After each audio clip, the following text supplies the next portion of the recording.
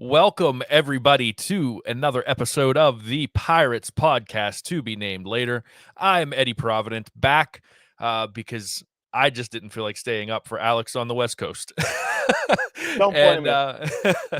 I am with Alex Stumpf, as always, who had a day off from the ballpark to hang out with family.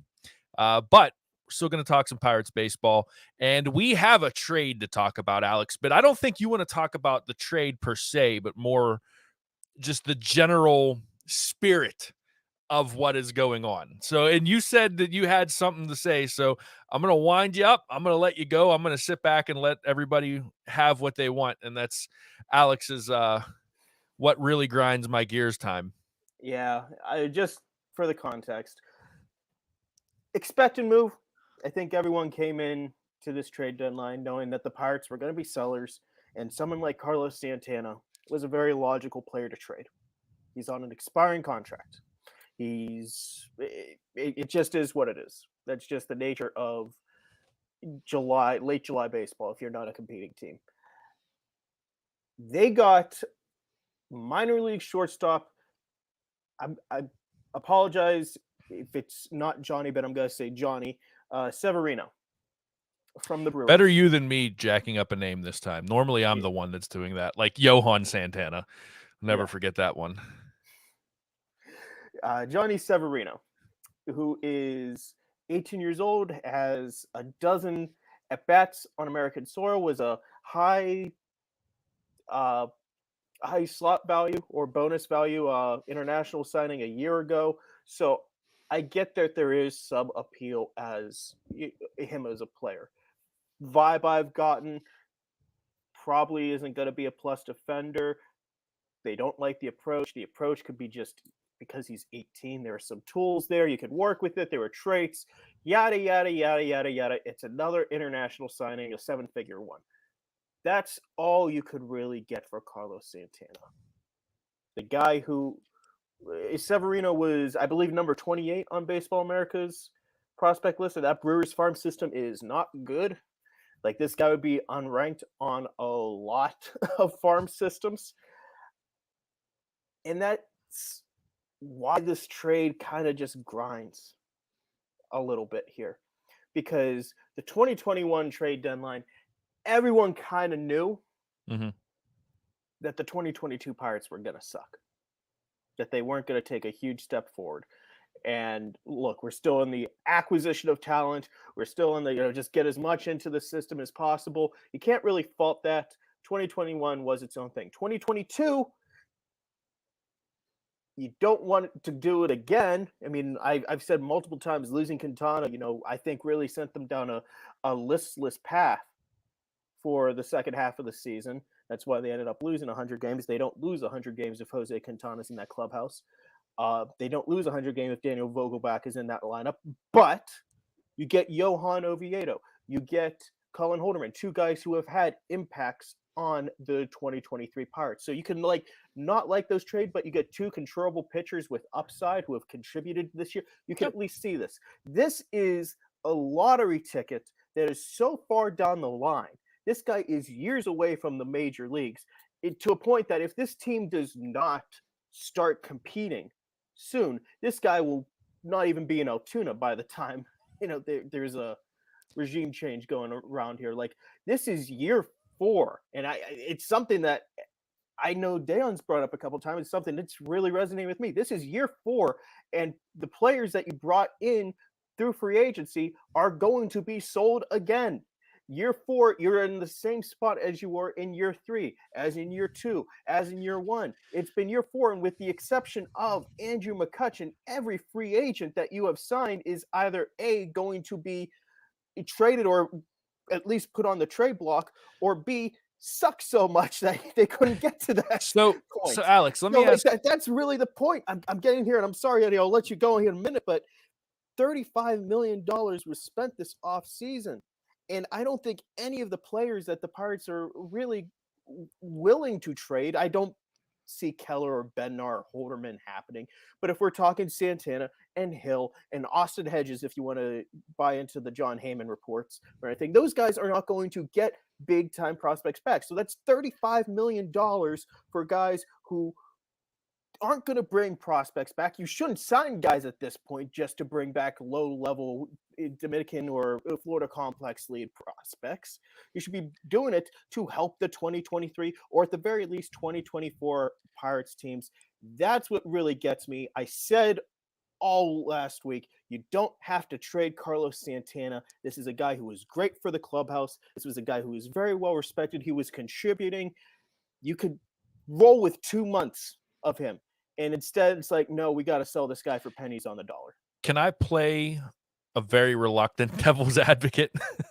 Go for it. Go for and it. I'm gonna like hammer home reluctant. Could this be one of those like wink, wink, nod, nod situations where like, hey, we're gonna bring you back because it's a 1-year deal? I mean, and we're just trying to get something else for the minor league system.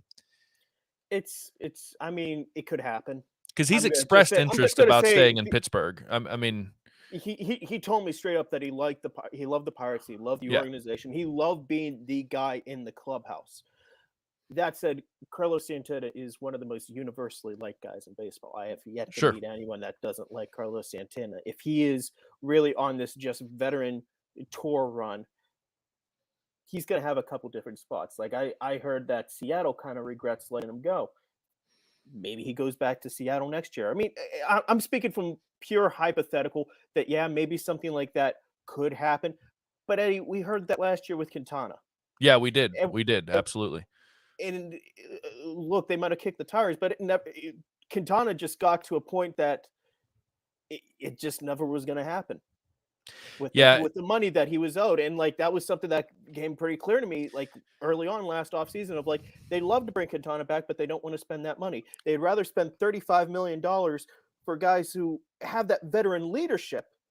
And then you're trading all that veteran leadership whenever the rookies are coming on. What the hell are we doing here? 100% the point that I was going to make. What frustrates me about the trade, I don't care what they get in return. I think a lot of baseball trades in some form or fashion are magic beans. You don't always know what you're going to get. You may get a guy that, has a high upside and it never pans out. You may get a guy that has a low upside that, you strike gold. My problem is exactly what you just said, Alex. It's the idea that we have all of these, that the Pirates have all of these young guys coming up. You've got Henry Davis, you've got Endy Rodriguez, you've got Triolo, you've got Piguero, you've got, like a really good crop of young baseball players that need some veteran leadership. They need guys like Carlos Santana, who are universally liked, who know how to get with sit down with a younger guy and say, hey, this is what you need to expect in a baseball season. You're going to have your downs. You're going to have your ups.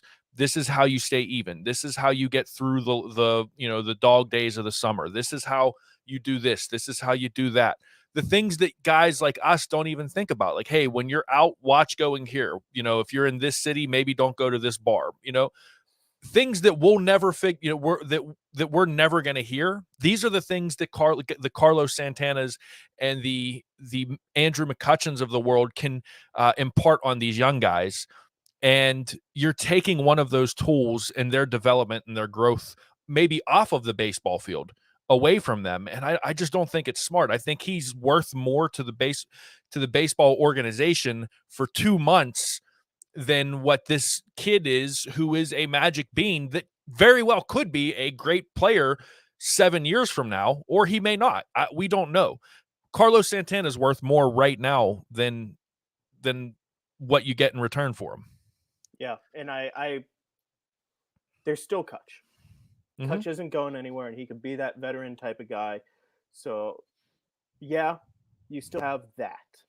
But I am with you with everything, especially once again, 7 years from now. Like, this is a guy who is Alex, at the bare minimum. We're talking like 3 or 4 years until you and I might be 40 by the time he's in the major leagues. Well, one of us. Hang on. Don't age me too fast. Come on.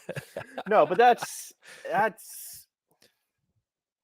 what really gets, like, I know it's not always so cut and dry. You acquire major league ready talent whenever you think you're ready. But I know last trade deadline. Controllable major league ready pitching was a big thing that they were looking for, and they got two guys who, like I said, Oviedo can be part of this rotation going forward. Colin Holderman could be a leverage reliever in this bullpen for a long time. You could look at those two trades as painful at the time, but good baseball trades. There is a very, very, very real chance that we will never see a Ben Cherington-led Pirates team have Severino in the lineup, either because A, he just never reaches the major leagues, or B, whenever he does, there's a new regime in.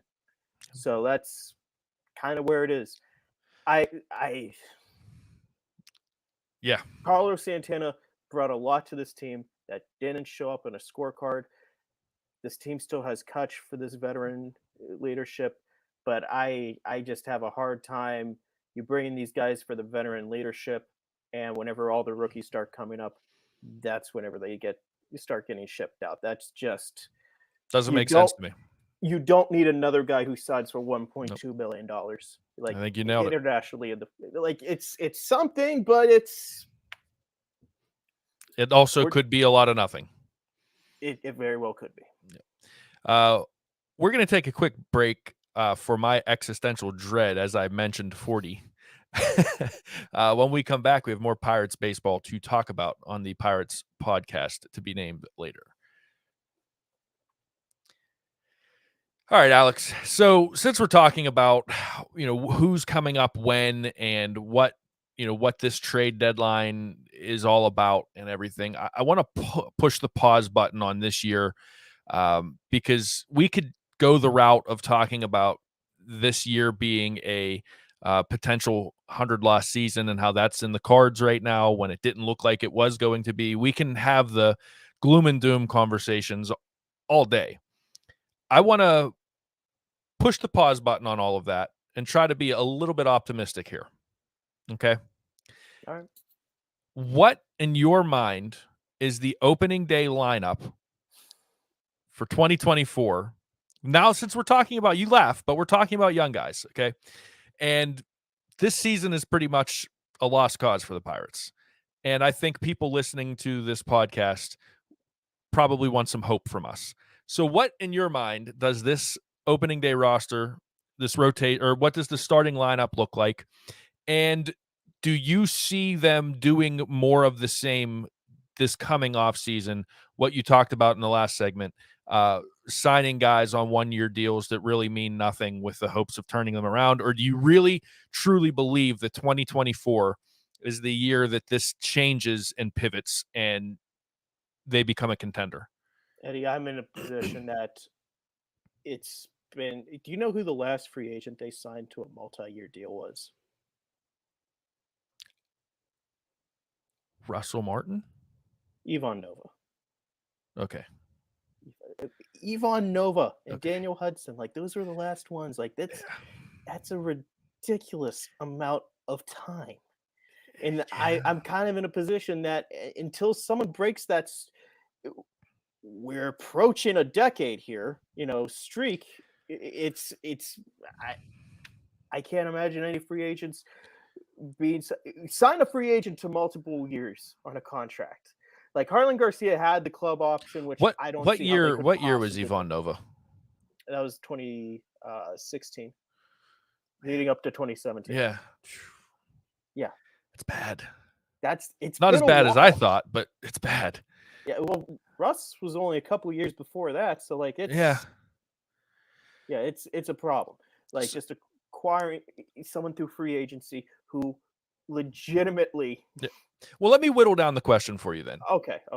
Starting catcher next year. ND. What do they do with Henry?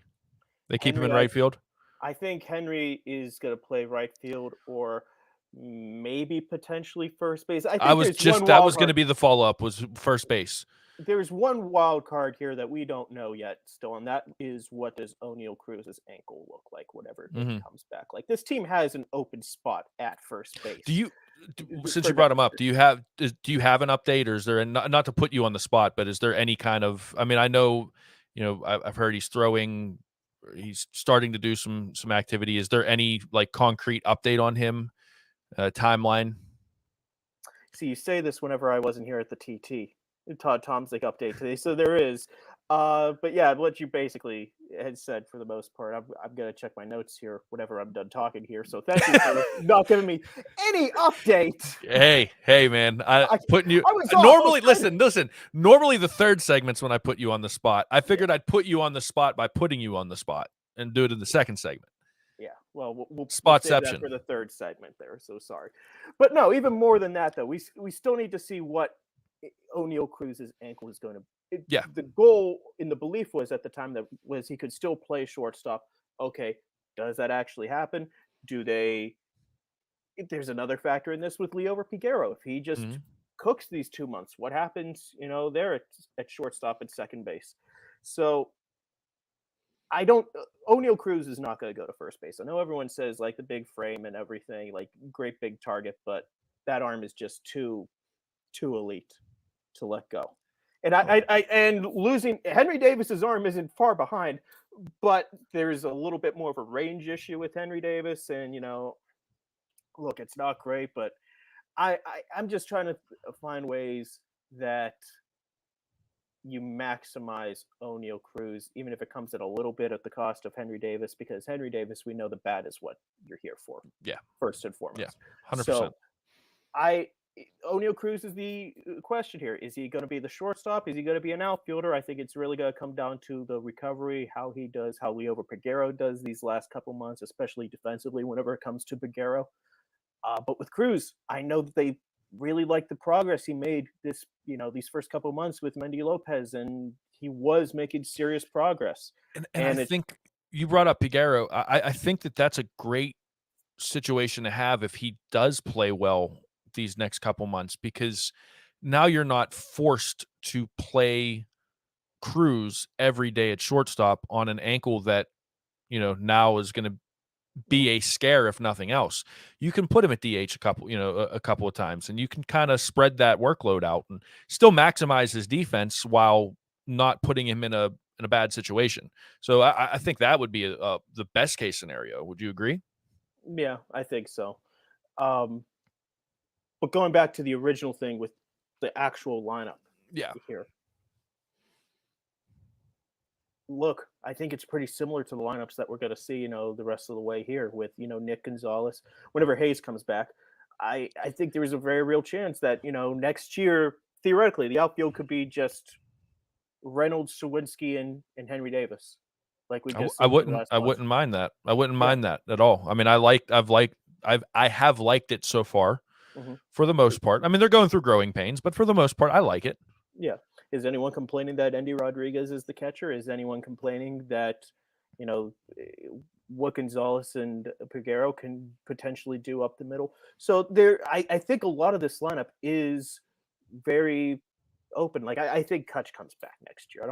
I do too. He's got a DH, and I think that's just kind of the end of the road unless there is the Pirates who were like, no, you can't play anymore. But he's like, no, I can't. I want to keep playing. I just don't see him leaving. His next time leaving the Pirates, I think he's hanging it up. I think he's pretty much punched his free ticket to play until he decides to retire. Yeah. I mean, as long as he keeps producing and he's still happy here, there's no reason to think that it won't be otherwise. So you have that guy there. You got first base is kind of the open spot if Piguero doesn't do well, and you go Cruz. Maybe you approach that in free agency with someone or via trade or something like that. So I think first base is a wild card position. O'Neal Cruz in that ankle are the big determinants of like how this lineup is really going to look. With that said, whenever we're talking about money and free agency and what do you focus, that's why I go hard on pitching. Not even just starting pitching. I look at that bullpen and I find solidified guys who you can go as like leverage relievers. Like Harlan Garcia got hurt, and that was unfortunate. No one saw that coming, but I liked what the mindset was of like, hey, let's go get a real left-handed reliever. Do that for a couple guys. Bring in another starting pitcher or two. Like there are ways that you could do this. Invest smartly into the team and have it make a big impact. I agree with you 100%. And like when I'm sitting here listening to you talk about that, The thing that comes to mind for me, Alex, is if I'm the front office, if I'm Ben Cherington, I have built a very good minor league system and farm system, and now I'm supposed to be reaping the benefits of this farm system with all of the young guys we've been talking about for the last 5 minutes, right? Why not put all of your chips in that farm system and just say, you know what? If I'm going to go down, I'm going to go down with the ship that I built, rather than playing this stupid game that they've been playing for the last 3 or 4 years of we'll bring in a guy here, we'll bring in a guy there, we'll bring in a guy here, we'll keep this guy down in AAA, we'll keep this guy down. No, you've built a solid farm system that now is in the big leagues. Go with it and do what you said, man. Like, load up on pitching and just see what happens. Like, as a fan of the Pittsburgh Pirates, and I know we're not supposed to talk that way on a show, but like, growing up as a fan, right? Growing up watching this baseball team, I would much rather see them try with the young guys than be this like middling hodgepodge of nothingness. Would you agree or disagree with that? No, I hear you. Yeah. It's...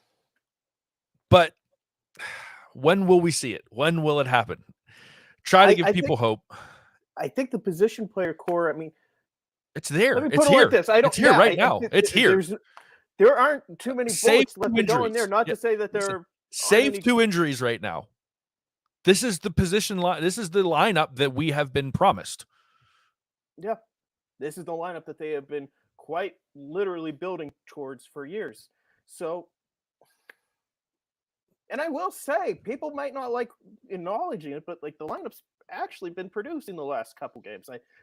Friday notwithstanding, apparently it hasn't been pretty, but like, I've been here with you, Alex. That was a pretty good road trip, and it wasn't just because of Santana and Choi. Like, all the young guys had a moment in the sun in that, so it's like good. Roll with that. So yeah, I think the 2024 lineup is going to look remarkably similar to the ones we're going to see at the end of 2023. And I'm okay with that. As long as they beef up the pitching rotation and the bullpen. I have no qualms with it, man. We got one more. Whenever we get back, I got my notes on. You got your notes? Cruz. Yeah, I got my notes. When we come back, the O'Neill Cruz update. All right, everybody. Alex Stumpf has got he's got some news for us. Yeah, he's swinging a bat. He's swinging a bat. There it is, ladies and gentlemen. He's swinging a bat.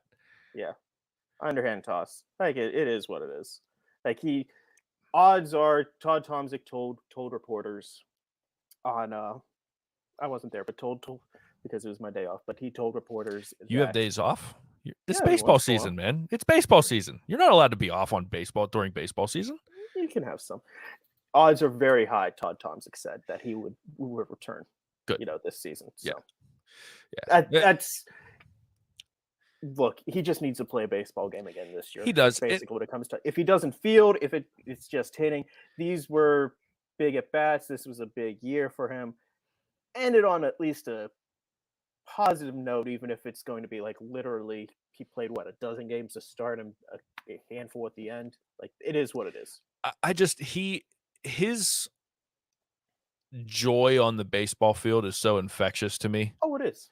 That I just want to see him out there because he's one of those dudes that's having so much fun that he becomes fun to watch. And I just, as a fan of baseball, I like guys that have fun playing baseball, and he's one of them. I just want to see guys that have fun playing baseball.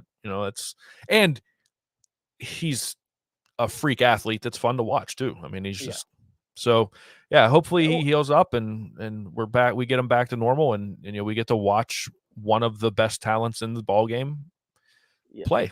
That was one of those injuries that whenever it happens, it's like we're all the poorer for it. It just like as far as baseball goes. Like, whenever Ohtani had Tommy John, it's like, well, this sucks. Yeah. Let's end it on that. Are we ever going to see anything like Ohtani again? No, no, like it was one of those things that doubleheader where he I know threw, that's an obvious question, but like I was texting people, at the time, like is like he hit 2 home runs in game 2 after throwing a complete game shutout in game 1. It's like, guys, can we just acknowledge for a moment, like this guy's like probably legitimately the best baseball player ever. it's Like who else can do this stuff? The only thing he doesn't have for him is the volume. He yeah, doesn't have as big a sample size, but if he does this for a couple more years, then yeah, I think there's no denying that he is one of the best, if not the best. it's there are times, like I like people ask me what my favorite sport is, and I think it varies throughout different points of the year. And I think right now baseball is my favorite sport because of guys like Shohei Ohtani and uh, Ellie De La Cruz. Look, I know I'm not supposed to like him because he plays for the Reds, and I live in Pittsburgh, but he's so fun to watch, man. Like he's special. He's a special talent. Like I love watching these dudes play. That like you could like I just said with Cruz, they have fun playing baseball. That's infectious to me, and that makes baseball that much better. And yeah, it's just, man, getting to see Otani, and he's one of those players. I think if I ever have grandkids, like I'll get to tell my grandkids I watched Shohei Otani play baseball, and that's pretty cool to me. Like that's pretty special. I'm going to end it with this though, Alex, because I'm going to rub this one in your face. Randy Wagner says, Eddie, I have confidence in you. If you were the Pirates general manager, we would be winners. He apparently does not know me that well and doesn't Yeah, know that I can't manage my own life, let alone a baseball team. rare Randy miss. Sorry, Randy. You got anything else for the listeners and viewers, Alex? Nah, I think we're gonna call it right there. Thank you all so much for listening and watching along. Be sure to follow us wherever you find podcasts. This one is here as well. Thank you so much for listening. We'll talk again next week.